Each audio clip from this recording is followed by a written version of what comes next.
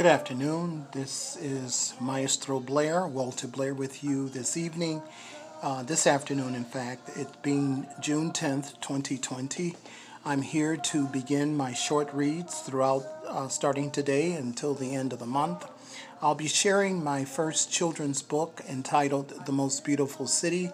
The Passing of Our Beloved Ones is the subtitle, and it's an outstanding book. It's an epic book about a story about a little girl who goes through some social emotional battles at school, and I've changed names to protect the innocent. And the genre of this book is realistic fiction, and I created this book with a group of first grade dual language students about 4 years ago, and now I had a chance to create this book and share it with you, and also dedicate this book in honor of my daughter Bridget Blair, who passed away July 15th of last year. And the Lord has put this book on my heart, and my goal is that I would have 1 million readers. So I'm asking anyone who listens in to YouTube or views and listens to this short read to please write me a customer review at Amazon.com for this book, and tell me how you truly feel about it. I'll be sharing chapter 1 with you, and the short reads are going to last a few minutes. But I want to give you a taste of what you're going to be reading in this wonderful children's book. It's for adults as well. So let's start chapter 1. Chapter 1 starts the tragedy. The tragedy. Once upon a time, but not so long ago, there lived a 6-year-old girl named Alicia, who lived with her parents in an old cabin near the deep blue sea. The genesis, or the beginning of this story, takes place on a cold, blustery day in the month of January.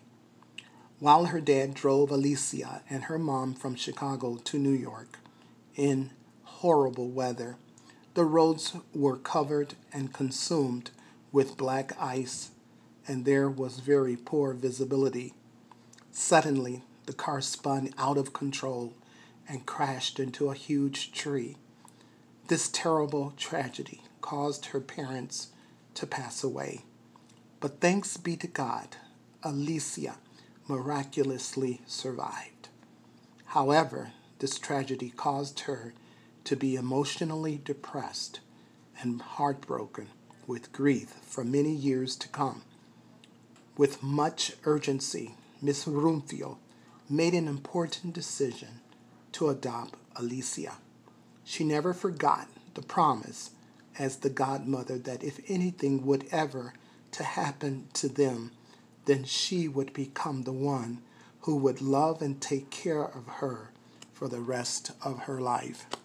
And there you have it. This is just a short segment of chapter 1, and already it has a setting, it has characters, it has exposition, and I would like for every child, every adult, to begin to ask the question, what happens to our loved ones when they pass away from this earth? Where do they go?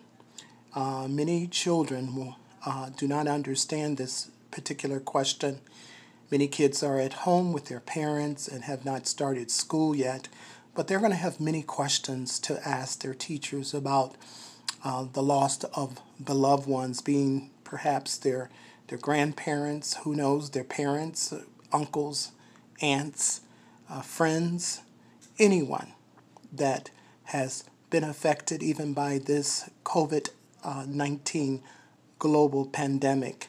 I know that I've had questions to ask myself and to ask the Lord about the passing of my beloved one, my daughter Bridget, and the story keeps coming back again and again. We all share this wonderful thing in common, that we're not here on this earth for all eternity. One day we're going to have to pass on. So tune in tomorrow, and don't forget to write that customer review at Amazon. And even if you're interested in purchasing the book, it's online at Amazon.com. God bless you, and I'll see you tomorrow. Adios.